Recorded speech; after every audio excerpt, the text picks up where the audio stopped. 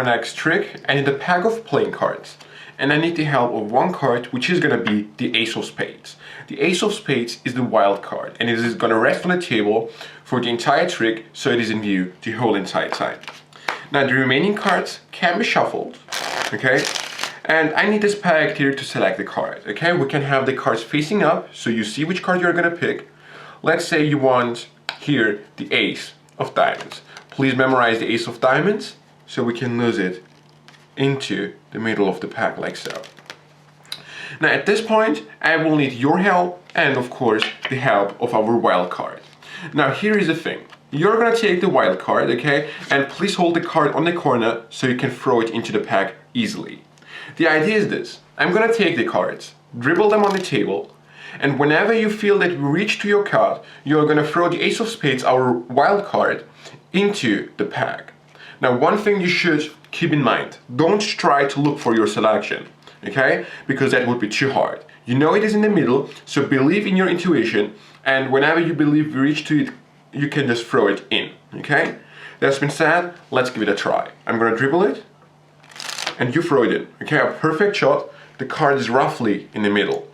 Now hopefully the card underneath, or above the Ace of Spades, the wild card, is gonna be your selection. So let's see. So the first card is a 7 of Diamonds. Was the 7 of Diamonds your selection? No? Okay, this is not a problem because we have here the 8 of Spades. So the 8 of Spades was your card. No? So neither the 8 of Spades nor the 7 of Diamonds was your selection, right? Okay, now to be honest, I don't really care because it was your fault. It was your job to find the selection. But still, I have to say something. At the beginning, I told you that the Ace of Spades was our wild card. Now, do you know what a wild card is? I'm pretty sure you don't. Now, a wild card has the opportunity, the chance to change to a card during the performance. And in this case, it did change to a card. And I think it did change to a very good card because here is the Ace of Diamonds, your selection. So here is the explanation for this effect. Now for this effect, you need a wild card, which is either going to be the Ace of Spades or the Joker. Usually people use the Joker, but since I have removed them, I did use the Ace of Spades, okay? So either the Joker or the Ace of Spades, so easy cards to remember. Now you get started by introducing it to the spectator, and you have to mention that it is a wild card. But don't explain what a wild card is. Just mention it and place it facing down on your mat, on the table. Now from now on, you're gonna start with the trick and have the spectator pick any card he or she wants to.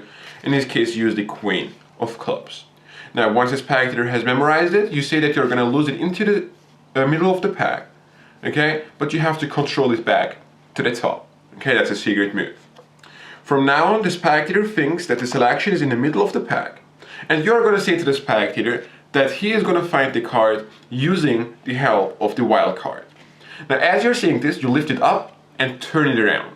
As you're doing this, you're gonna catch a break underneath the selection. Now as you're talking to the spectator, place it facing up on top of the pack. Okay, it doesn't have to be flush because you're gonna turn it around. Now what you're saying is this. You're gonna say that you're gonna give the wild card to the spectator. He is gonna hold it on the corner and throw it into the pack. As you're saying this, here's what you're gonna do. You turn it around and give it to the spectator. And that was a secret move because now you changed it for the Queen of Clubs. The way you do this is actually very simple. There are two ways. The first way is to apply pressure on top of the double. Okay, hold the cards with your fingers, the 4 fingers on the bottom, your thumb on top, and in slow motion it would look something like this. Okay, and give it to the spectator. The second variation is this. Okay, it is more easy actually to catch, but if you have the right body control, it is very invisible. It is basically just sliding it, okay, and giving it to the spectator.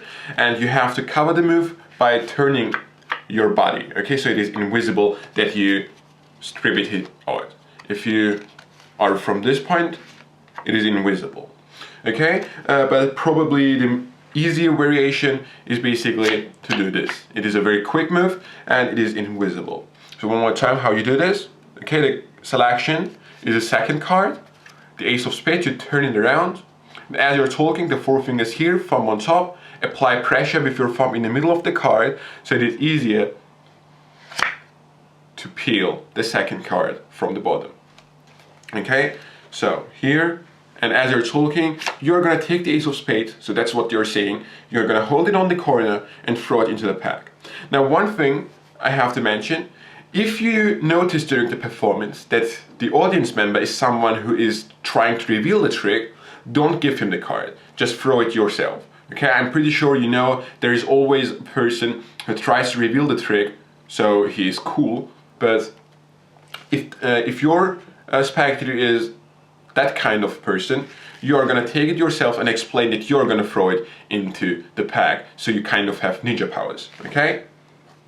So once you have switched the card, just explain to the spectator how he's gonna hold the card. I usually say hold it on the corner because usually people don't turn it around when they hold it on the corner because they think they would ruin the trick. However, once you have said that, you place it on the table, so don't give it to the spectator, he should take it later on, and explain what he's gonna do.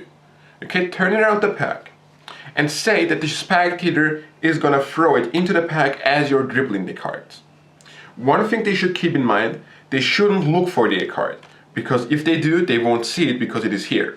You say that they should believe in their intuition, and since they know that it's roughly in the middle, it is gonna be easier for them. They should believe in their intuition, and whenever they feel the card is in the middle, they should throw the card, the wild card, into the pack. And one thing, I usually mention the word wild card more often in the performance so they don't forget it is a wild card. So that's been said, they take it, you dribble the cards, and be careful not to flash the ace of spades, okay? And they throw it in. Usually they don't get it the first time, so I usually dribble the cards 2 to 3 times, okay? And they throw it in. It is roughly in the middle. The rest of the trick is of course very simple. Spread the card slowly, take the first card above it and say the 5 of clubs was your card. They'll say no. Place the wild card on the table and say, okay, the 10 of hearts was your card. And of course, it is not. At this point, I make a joke and I say, okay, I don't really care, it was your fault. And then I mention, you know what, at the beginning I told you that the ace of spades was a wild card. Do you know what it is? I explain what it is and I reveal the queen of clubs. So the wild card changed to their selection. Okay? And if you have a lot of decks at home, you can give the card to the spectator as a souvenir.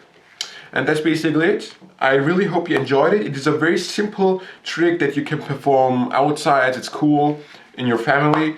I really hope you enjoyed it. If you did so, please leave a thumbs up and comment in the comment section below. That's been said. Thank you for watching and I see you next time.